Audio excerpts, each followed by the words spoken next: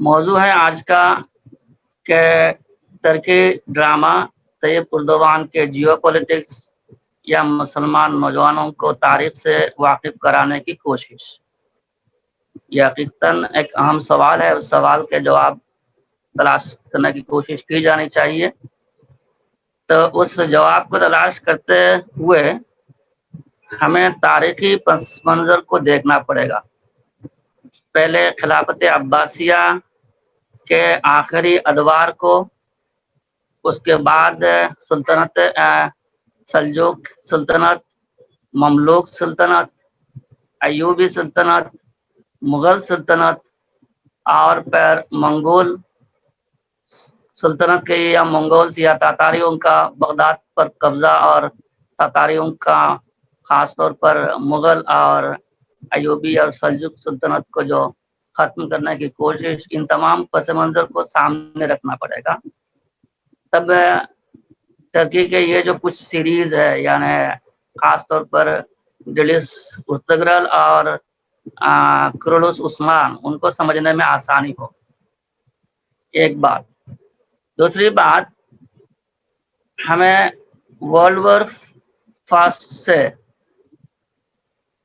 1947 کے تاریخ کو یا 1948 کے اس پرسپیکٹو میں اگر دیکھیں، پرشین گلف اور گلف ریجن کے اگر تاریخ کو دیکھیں تو 1948 اسرائیل کے وجود سے پہلے تک کے تاریخ کو بھی دیکھنا پڑے گا کہ 1916 سے لے کر کے 1948 میں اس دورانیہ میں کیا ہوا پوری دنیا میں، یہ سامنے رکھنا پڑے گا۔ اور پھر سلطنت مغلیہ کے زوال کو بھی سامنے رکھ کر کے اسی پرسپیکٹو میں اسٹڈی کرنی پڑے گی، تب بہتر طریقے سے سمجھ میں آئے گا۔ ایک چیز عام طور پر غلطی ہوتی ہے کہ ہم مسجد میں جا کر کے بت تلاش کرنے کی کوشش کرتے ہیں، مندر میں جا کر کے محراب تلاش کرنے کی کوشش کرتے ہیں۔ یہ ڈرامہ ہے، بنانے والا نے بھی اس کا سب سے پہلا لفظ جو استعمال کیا ہے وہ ڈرامہ ہی لکھا ہے۔ اس نے لکھا ہے ڈرامہ ڈریلس اترگرہ۔ ڈرامہ یہ میڈیا کا ایک حصہ ہے۔ میڈیا ہر زمانے میں رائے بنانے میں، نیریٹیوز کو چلانے میں، مائنڈز کو انفلوئنس کرنے میں بہت زیادہ کارآمد رہا ہے۔ ہر زمانے کے میڈیا الگ الگ طریقے سے رہے ہیں، کبھی ریڈیو، کبھی نیوز پیپر، کبھی مطلب لوگ زبان در زبان بات چیت کرتے تھے۔ تو ڈرامہ میڈیا کا ایک حصہ ہے۔ ڈرامہ کے جو انگریڈینٹس ہوتے ہیں وہ فکشن ہوتا ہے، یعنی ڈراماٹائز کیا جاتا ہے، چیزوں کو مزیدار بنا کر کے کچھ جوڑ توڑ کر کے بنایا جاتا ہے۔ Fiction, action, romance, emotion, motion, یہ تمام چیزیں کسی بھی فلم، ڈرامہ، مووی کا حصہ ہوتا ہے۔ اس لیے ایک سوال میں نے ابھی دیکھا تھا کہ صاحب نے پوچھا ہے کہ ڈڈلیس اترگل میں اوریجنل تاریخ ہے یا نہیں ہے۔ یقینی طور پر یہ دعویٰ خود اس کے اسکرپٹ رائٹر بھی نہیں کر رہے کہ ہم نے تاریخ یہاں اوریجنل تاریخ پیش کیا ہے۔ وہ کہہ رہے ہیں تاریخ پر بیسڈ ہے، تاریخ سے ماخوذ ہے، پوری تاریخ نہیں ہے، یہ خود بول رہے ہیں۔ تو پھر ہم یہاں تاریخ دیکھنے کی کیوں کوشش کر رہے ہیں؟ نمبر 1۔ نمبر 2، انہوں نے یہ بھی نہیں کہا ہے کہ ہم یہاں اسلام پیش کر رہے ہیں۔ یہ یہاں شریعت کے نقطہ نظر سے مفتیان کرام کو اس ڈرامے کو دیکھنا یہ مناسب نہیں ہے، کیونکہ کسی چیز کو کمپیئر جب آپ کرو گے تو اس کے کاؤنٹر پارٹ سے ہی کمپیئر کیا جاتا ہے۔ اس ڈرامہ کو دوسرے ڈراموں سے آپ کو کمپیئر کرنا پڑے گا۔ اس ڈرامہ کو یعنی ترکش فلم انڈسٹری کو Hollywood, Bollywood, Tollywood, Lollywood, Pollywood, ان کے فلمز، ڈراماز اور موویز سے آپ کو کمپیئر کرنا پڑے گا، تب آپ کو سمجھ میں آئے گا کہ یہ کہاں ہے اور وہ کہاں ہے۔ ترکی نے نئے دور کے جو ریسورسز ہے، ٹیکنالوجی ہے، میڈیا ہے، اس کو اوائل کرنے کی کوشش کی ہے۔ اور اس نے اپنے نریٹو کو دنیا کے سامنے رکھنے کی کوشش کی ہے، بس اتنے کوشش کی ہے اور بجا طور پر وہ اس کوشش میں کامیاب ہے۔ ہمیں اس کوشش پر مبارکباد دینی چاہیے۔ دوسرے ممالک کو جتنے بھی ہے جن کے پاس ریسورسز ہے یا جو انڈیویجولس ہے یا جو NGOs ہے، اگر ان کے پاس ریسورسز ہے اور وہ اس ٹرینڈ کو فالو کرنا چاہتے ہیں اور اس طرح سے چیزیں پیش کرنا چاہتے ہیں تو ان لوگوں نے، ترکی والوں نے دکھا دیا ہے کہ امپیکٹ فل ہے، سکسیسفل ہے، آپ بھی کر سکتے ہو، آپ اپنے نیریٹیوز کو پیش کیجیے۔ ہمیں یہ دیکھنا پڑے گا کہ ٹرکی کے ٹارگٹ کون ہے، ٹارگیٹڈ آڈینس کون ہے، وہ کس نیریٹیو کو کاؤنٹر کرنا چاہتا ہے۔ تو یہ واضح ہے کہ ٹرکی ویسٹرن نیریٹیو کو کاؤنٹر کرنا چاہتا ہے۔ ویسٹ نے جو اسلاموفوبیا یا مسلمانوں کے تعلق سے جو غلط فہمیاں یا مسلمانوں کو جو مولانا رحمانی صاحب نے تعبیر استعمال کیا تھا کہ احساس کمتری میں جو ڈال رکھا ہے، یہ جو ایک نیریٹو جو ہے نا پوری دنیا میں، جو میں نے ابھی کچھ دیر پہلے فلم انڈسٹریز کے نام لیے ہیں، سب کے فلموں میں یہی نیریٹیوز ہے کہ مسلمان جو ہے نا برا ہے۔ اس نیریٹو کو اس نے کاؤنٹر کرنے کی کوشش کی۔ اس نے فلمی انداز سے اسلام کے کچھ ویلوز کو بہتر طریقے سے دکھانے کی کوشش کی، بڑوں کی عزت کرنا، علماء کی عزت کرنا اور وعدہ کی پاسداری کرنا، وعدہ پر قائم رہنا، عداوت اور عداوت کو چھوڑنا، عدالت کو قائم کرنا، اور اسلام کے جو روٹ ہے، روٹ کے اوپر ہمیشہ یقین رکھنا۔ حیات اور موت اللہ کے ہاتھ پر ہے، اگر آپ صحیح ہو تو آپ کو کامیابی ملے گی۔ ان روٹس کو، ان ویلوز کو ان ڈراموں میں، صرف میں اس کی بات نہیں کر رہا ہوں، اس کے علاوہ بھی کچھ جو دوسرے ڈراماز ہے ترکی سے، ان سب ڈراموں میں ان ویلوز کو امپیکٹ فلی پیش کرنے کی کوشش کی ہے۔ اور اس نے جو بھی ایک ماڈرن فلم میں، موشن اسکرپٹ میں جو چاہیے اس کو ان لوگوں نے بہتر طریقے سے اس کو پیش کیا، یعنی ان کے ایڈیٹنگ، ان کے اسکرپٹ، ان کے فلم کے جو فلمنگ خاص طور پر اور کسٹیوم، ان تمام چیزوں کو انہوں نے مائنوٹلی کام کیا ہے، کر کے جو ہے نا اس کو پیش کیا۔ اس کی وجہ سے مسلمان اور غیر مسلم سب اس کو پسند کر رہے ہیں، اس لیے وہ مارکیٹ میں چھا گئے ہیں۔ ان لوگوں نے اسلام کے نہ تو یہاں دعویٰ کیا ہے کہ ہم دعوت دے رہے ہیں، نہ تو انہوں نے دعویٰ کیا ہے کہ ہم ترکی کے اوریجنل تاریخ کو پیش کر رہے ہیں۔ انہوں نے جو چیز پیش کرنی تھی اس کو فلمی انداز سے پیش کیا، مارکیٹ کے سامنے رکھا ہے، مارکیٹ نے اس کو بہتر طریقے سے لیا ہے اور وہ کامیاب ہوئے۔ اب سوال پیدا ہوتا ہے کہ لوگ ڈرامہ بناتے کیوں؟ لوگ ڈرامہ یا فلم بناتے کیوں ہیں؟ تو کسی ڈرامہ یا کسی فلم کا اصل مقصد ہوتا ہے انٹرٹینمنٹ، جس کی طرف اشتیاق دانش صاحب نے جو ہے نا بات کی ہے۔ انٹرٹینمنٹ ہی اصل مقصد ہوتا ہے ڈرامہ کا۔ اس کے بعد انٹرٹینمنٹ کے ذریعے سے میسج دینے کی، پیغام دینے کی کوشش کی جاتی ہے۔ ہر فلم میں کچھ نہ کچھ پیغام رہتا ہے چھپا ہوا۔ ترکی کے ڈراموں میں بھی جو ہے نا پیغام ہے، وہ پیغام لینے والے اپنے اپنے انداز سے اس پیغام کو لے رہے ہیں، لیکن انٹرٹینمنٹ ہی ان کا اصل، فلم کے جو مقصد ہوتا ہے وہ اصل انٹرٹینمنٹ ہی ہوتا ہے، اور وہ انٹرٹینمنٹ دینے کی کوشش کرتے ہیں۔ اب یہاں ہے کہ ایک ویکیوم تھا، ایک خلا تھا پوری دنیا میں کہ ساری فلمیں، سارے ڈرامہ، سارے ڈاکومنٹریز جو بھی پیش کیے جاتے تھے، مسلمان اپنے آپ کو وہاں تلاش کر کے نہیں پاتا تھا۔ اس کو ہمیشہ لگتا تھا کہ وہ ہرا ہوا ہے، وہ شکست خوردہ ہے، اس کے ساتھ جو ہے نا ناانصافی ہوئی ہے، یا اس کے آبا و اجداد نے جو ہے نا چیزوں کو بہتر طریقے سے سمجھا نہیں ہے۔ اس ڈرامہ نے اس نیریٹو کو بریک کیا، اس نے بریک کیا ہے کہ نہیں، آپ کے آبا و اجداد بہادر تھے، ایماندار تھے، محنتی تھے، کوشش کیے، اور کچھ بھی جب نہیں تھا تب بھی انہوں نے کوشش کر کے کامیابی حاصل کی۔ یہ نیریٹو جو ہے نا اس نے دنیا کے سامنے رکھا ہے۔ اب سوال پیدا ہوتا ہے کہ اس کے اتنے زیادہ مخالفین کیوں ہیں؟ میں مختصراً جا رہا ہوں۔ مخالفین اس لیے ہیں کیونکہ میں نے پہلے جیسے کہا کہ اس کے ٹارگٹ جو ہے نا ویسٹ ہے، اور ویسٹ کا اس مارکیٹ میں کمپلیٹ مونوپولی رہا ہے، اور ہے، ابھی بھی ہے۔ فلم انڈسٹری میں کمپلیٹ مونوپولی اسی کا رہا ہے، جو بھی نیریٹو اس نے چاہا اس کو دیا ہے۔ फिल्म इंडस्ट्री के ही या मीडिया के ही, डिजिटल मीडिया या प्रिंट मीडिया, सब में उसका मोनोपोली रहा है। इस मोनोपोली को टर्की चैलेंज कर रहा है, सही तरीके से चैलेंज कर रहा है, और उस चैलेंज को वेस्ट जो है ना लेना नहीं चाह रहा है, जिसकी वजह से वो अपने मुहरों को इस्तेमाल कर रहा है। मैंने कहा कि आपको 1916 के तारीख को ध्यान में रखना पड़ेगा। 1916 में हजाज में क्या हो रहा था, और उसके बाद जंग आज़ादी में हिंदुस्तान से जब शेखुल हिंद का सफर होता है, कौन गिरफ्तार करवाता है, क्यों कराता है?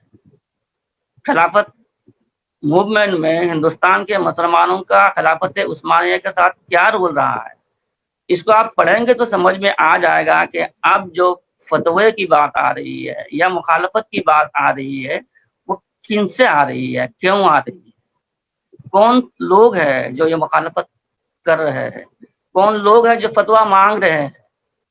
फतवा सिर्फ इस ड्रामा के ऊपर क्यों है? फतवा जो है ना टर्की के जो दूसरे ड्रामे हैं हजारों के तादाद में, वो भी पॉपुलर है, उनके ऊपर नहीं है, मतलब क्यों नहीं लिया जा रहा है? फतवा सिर्फ इस ड्रामा के ऊपर क्यों है? फतवा जो है ना यहाँ क्यों पूछा जा रहा है, जबकि कमाल अतातुर्क से लेकर के उर्दुवान तक, उससे आने से पहले नजमुद्दीन इर्बकान के आने से पहले टर्की में अरबी में अजान देना मना था, इस्लाम के नाम लेना मना था, अरबी में नाम लिखना भी मना था। उस जमाने में जो ममालिक या जो लोग फतवा मांग रहे हैं अब, उस वक्त टर्की के खिलाफ फतवा क्यों नहीं मांग रहे थे? तो ये बात समझ में आती है। इशारतन मैं कह रहा हूँ कि जो लोग भी मुखालफत कर रहे हैं वो खिलाफत उस्मानिया के मुखालिफ रहे हैं, वो बैक स्टेबर थे, अंग्रेजी में मैं बोल रहा हूँ। उन लोगों ने छोरा गुपा है और इन लोगों ने खिलाफत उस्मानिया को तबाह करने में ताउन किया है वेस्ट का, और वो आज भी वेस्ट के साथ है। उस्मानिया या टर्की अगर आज जो है ना ताकतवर बन जाता है तो उनको परेशानी लाजमी है, होगी, और उनके हिसाब से जो है ना वो सही नहीं होगा, इसलिए वो कोशिश कर रहे हैं। उनको कोशिश करने में भी किसी को परेशानी नहीं होनी चाहिए। अब रही बात के आगे क्या होगा, यानी इस ड्रामों से टर्की ने क्या अचीव किया है, तो बज़ाहिर टर्की जो अचीव करना चाहता था वो करता जा रहा है और उसको रास्ता मिल गया है। और भी आगे, जैसे अभी भी यहाँ के स्पीकर्स ने कहा है कि कुछ नए ड्रामे बन रहे हैं, हमें भी उसका इल्म है, वो ड्रामे बनते जाएंगे और बहुत सारे नौजवानों के लिए जो है ना यहाँ जो है ना रोल मॉडल्स जो है ना उन लोगों को मिल चुका है। और ये सिर्फ जो है ना तारीख नहीं है, बिजनेस भी है, एक इंडस्ट्री है, यहाँ जॉब मार्केट है।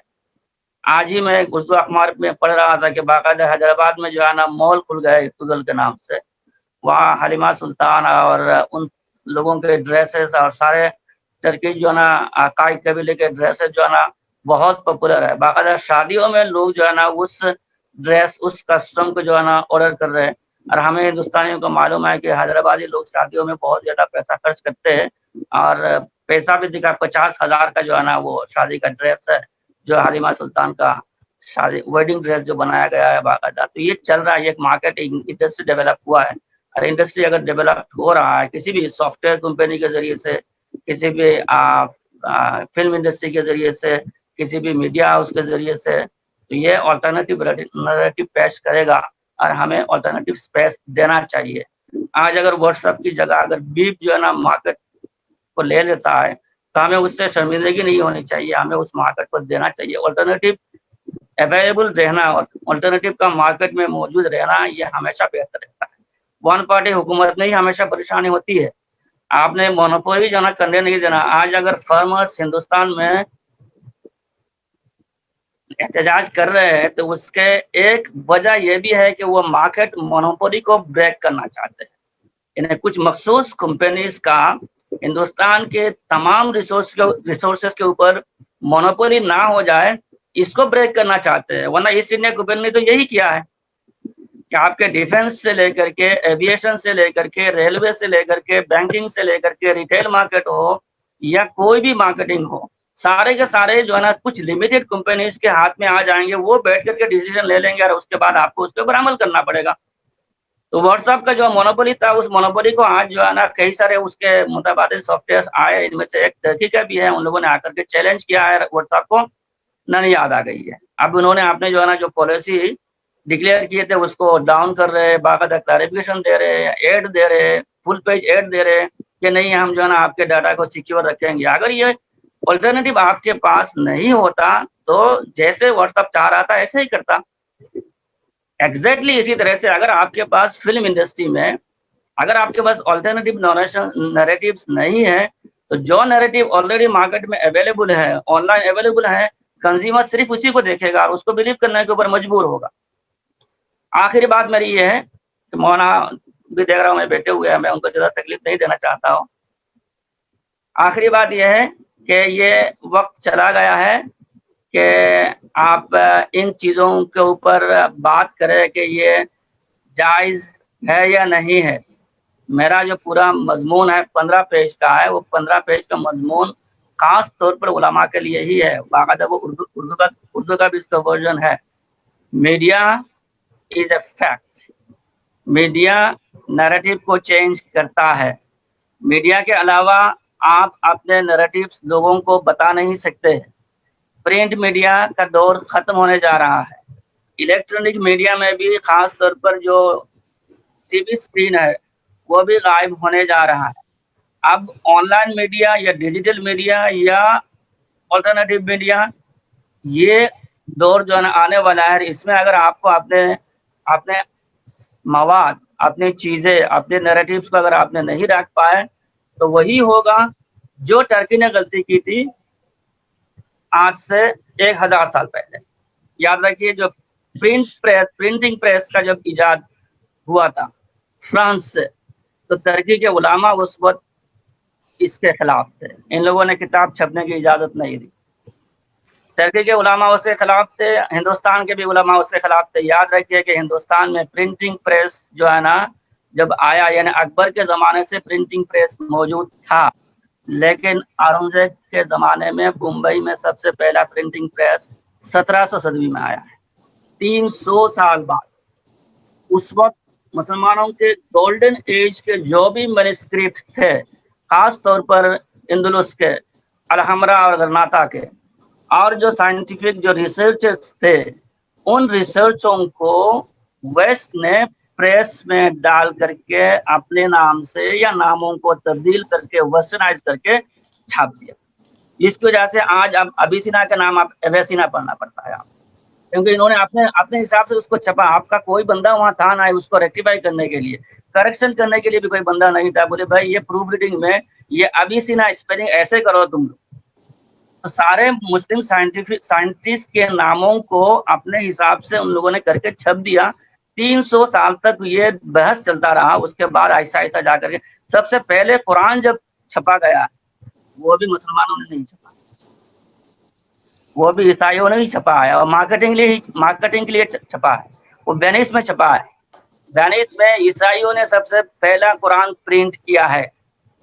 तो ये खत्म हो चुका है। और हमें जो है ना जिनको मुखालफत करनी है और जिनको फतवा तलाश करना है वो करते रहे, जिनको काम करना है वो काम करें।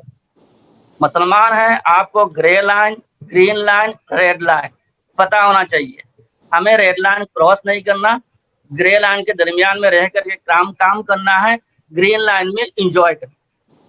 इस हद तक अगर हम लेंगे और अपने नौजवानों को कहेंगे कि बोले जाइए आप सॉफ्टवेयर इंजीनियर बनिए, आप जाकर के एप्स बनाइए, गैजेट्स बनाइए, और आप जाकर के जो है ना आईटी सेक्टर में बहुत दूर तक जाइए, चीज़ें लाइए, ताकि अल्टरनेटिव हो हमारे पास। आज हम अपने बच्चों को दिखाने के लिए छोटा सा कोई कार्टून्स का भी फिल्म मौजूद नहीं है बेहतर तरीके से। हमें जो है ना अगर आप बोलोगे बोले उनको हनुमान नहीं दिखाना है, तो आपको हनुमान के ऑल्टरनेटिव तो देना पड़ेगा ना, क्योंकि बच्चा जो है ना 6-7 साल का वो टीवी स्क्रीन से लगा रहता है, तो उसको कुछ ना कुछ ऑल्टरनेटिव आपको देना पड़ेगा। सब बच्चों को अगर बोलोगे नहीं टीवी स्क्रीन से सब दूर रहे, तो सारे मुसलमान फैमिलीज में ऐसा है नहीं। ठीक है, कुछ फैमिलीज में मुमकिन है कि टीवी स्क्रीन नहीं है, लेकिन 80%, 85%, 90% लोगों के घरों में टीवी स्क्रीन है, उनके बच्चे देखना चाहते हैं। तो आप ऑल्टरनेटिव पेश कीजिए। ट्रेकी ने एक ऑल्टरनेटिव और better alternative, strong alternative authentic alternative पेश करके पूरी दुनिया में एक चैलेंज पेश किया है और उस चैलेंज को वो जो है ना वो इंजॉय कर रहा है, हमें उसको अप्रिशिएट करना चाहिए। हमारा ही नहीं निर्मला। मिलत टाइम्स को आपकी ज़रूरत है, हमारी आप माली मदद करें। हर महीने सिर्फ 100 रुपये और 1 साल के लिए एक साथ सिर्फ 1000 रुपये। रकम भेजने के लिए यहाँ दिए गए फ़ोन पे, गूगल पे और पेटीएम नंबर का इस्तेमाल कर सकते हैं।